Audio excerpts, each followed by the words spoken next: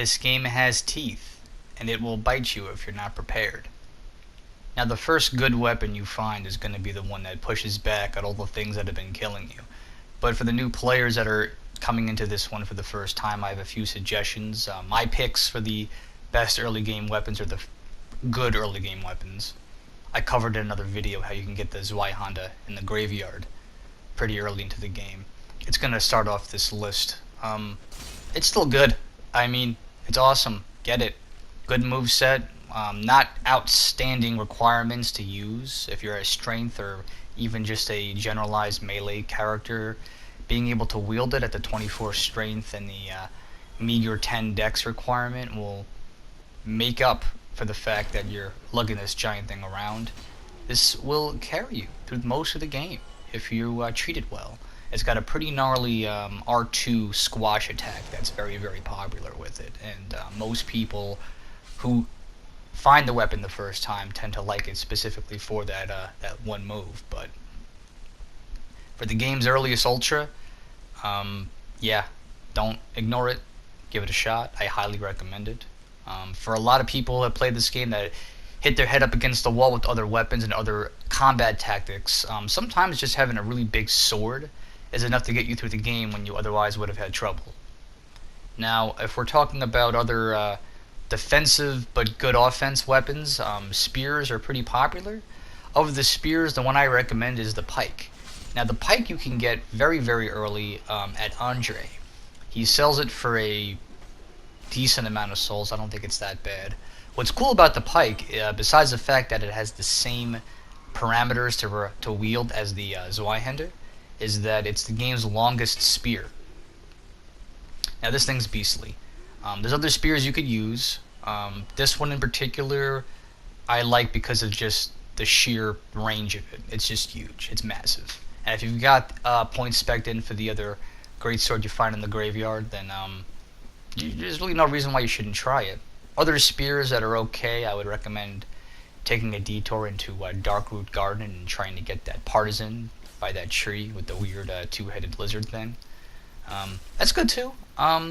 Different point allotment, I think, with the spread, but the pike is definitely one of those things I'd say you don't ignore it. People tend to ignore spears in general. That running attack that this one does is pretty unique also, so with the range on top of it, and if by the time you get to the middle point of the game and get a Leo ring, this is a serious weapon. So try it out.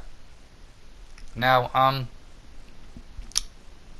if we're talking about pole arms and weapons that control spacing, the halberd is really one of those weapons that I would say anyone in their first playthrough should give it a shot. I myself, when I first played Dark Souls back in 2011, the halberd was my weapon that got me through. You can find it right in the parish. If you get really lucky during that gargoyle fight on the rooftops in the parish, you might get that gargoyle halberd to actually drop, which is fantastic, and you should use it over the other halberd easily. Besides the fact that it's just really good and it scales well into the late game, it also includes some resistance boosts as a somewhat enchanted weapon, I guess, that still uses regular Titanite. But if you don't get it to drop, fine. The regular halberd is still fantastic. There's a lot of weapons in this game that you'll find in certain circumstances against certain enemies. You'll just underperform, or you feel like you should be doing better, but the halberd will control these enemies maybe better than some of the other tools at your disposal. And with the amount of damage with the range afforded to them, it's definitely something you should use. Uchi Katana. Now, you can buy it from Shiva the East pretty decent into the game, or Tiny little Yulia. Oh. just make sure you buy all the essential stuff from him before you try doing that. The benefit, though, is you get the katana very, very early. The weapon class itself is good for just wide slashing attacks and ranged slashes and running slashes, and generally just it's a slashing monster. The bleed, by the way, on this class of weapons is really what makes them popular. that first year when Dark Souls came out, I want to say I would run into a lot of invaders in my own playthroughs that would be rocking one of the types of katanas just because they were pretty popular back then for a lot of reasons. But early into the game, a lot of the other bleed weapons like the Bandit's Knife and the Morning Star are kind of short and stubby. So acquiring one of these pretty early gives you a very powerful weapon with a very good bleed output. There are some strange weapons that are going to be on this list, and the Jagged Ghost Blade is amongst them. Now, if you wander into New Londo and you deal with some of the former Denzians of that flooded city, you might get lucky with a couple of drops. There are 2 ghost blades in there, but the jagged one is the one I want to talk to you about. It's besides the fact that it's cursed and you can actually use it to fight the ghost without having to use a transient curse, makes it pretty good in PvE in that area of the game. But the weapon itself is pretty fantastic. It's got pretty much no requirements to wield, so this is a any class, any starting class weapon. Anyone can use it. And on top of that, it's got pretty good damage output for what it is, even though it's a little bit short. The moveset's very strange, and it does cause bleed. So don't ignore anything with bleed ever, but this particular weapon, surprisingly useful. Now the R2 is kind of strange. It's kind of like a Norman Bates stabby McStab, shower stab kind of moveset. But give it a shot. Weird weapon. Just it uses twinkling, so be careful. Yeah. So in the parish, you can get the claymore on the Hellkite Bridge. We went over this earlier in another video, but get it. It's good. The weapon description will call this a very flexible weapon, and that is 100% true. What makes the Claymore so good is that it does a lot of different things really well. It's an aggressive weapon. A lot of the attacks will be forward moving, forward attacking. You have wide slashes, you have very, very long thrust attacks. You're constantly moving into an enemy, causing damage. Very, very good damage output, and the range on it is pretty spectacular, especially for that R2 thrust. You'll catch things off guard, you'll stun things. It's a beast. Give it a shot. If you're already speccing into some of the other weapons on this list, it's not very difficult to actually wield, and it'll go a long way into your playthrough. Now, Black Knight weapons. There's a few of them. The Black Knights kind of wander Lordran. You've seen them in certain areas of the game. You see one in the Burg, you see one in the Parish. There's another one in Darkroot Garden. There's one in the Catacombs. If you go back to the Asylum, you'll have a chance at 2 more Black Knights. So the Black Knight weapons aren't guaranteed drops, but if you get lucky with one of these things, no matter which variety drops for you, you're going to want to really consider speccing into them, because these things are trucks. They're monster trucks. They're monster trucks that are on fire. Now they're demon slaying weapons, so besides the fact that they do a lot of work on demon family enemies, that means they do good damage on everything, because they're heavy, they're big.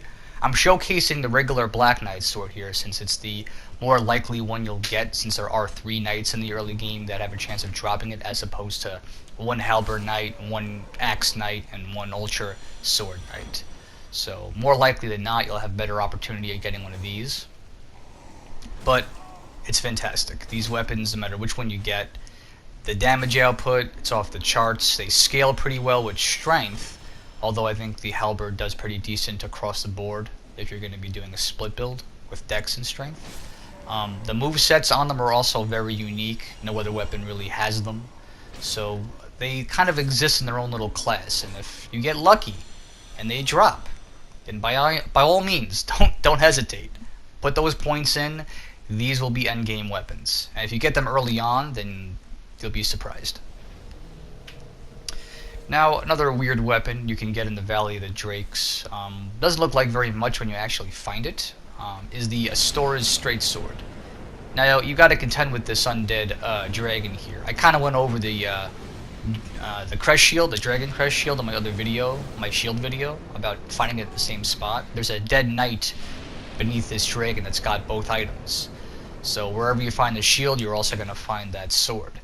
Now, what makes the straight sword interesting is that it's one of the game's only divine weapons off the bat, and it's the first one you can find in the game. So if you're a would-be cleric trying to make that early pilgrimage into the catacombs to get the rite of kindling, getting this straight sword early is a must situation, because, you know, later on you gotta go through some stuff to actually get divine weapons. Technically speaking, if you're farming Twinkling Titanite from the Crystal Lizards in Darkroot, you're probably already gonna have an opportunity to fight the Moonlight Butterfly, in which case you can get a divine ember. And I'll be upfront with you, the divine weapons will technically outclass this weapon later in the game, but as a side weapon for faith builds, it's still pretty good. So don't ignore it, and even if you just need it for the catacombs, it's still a good tool to have. Now, last on the list is going to be my personal favorite, the Balder Side Sword. Now, this is a chance drop weapon, infuriatingly chance drop too. You might have to fight a lot of Balder Knights to get one, or you can just get really, really lucky.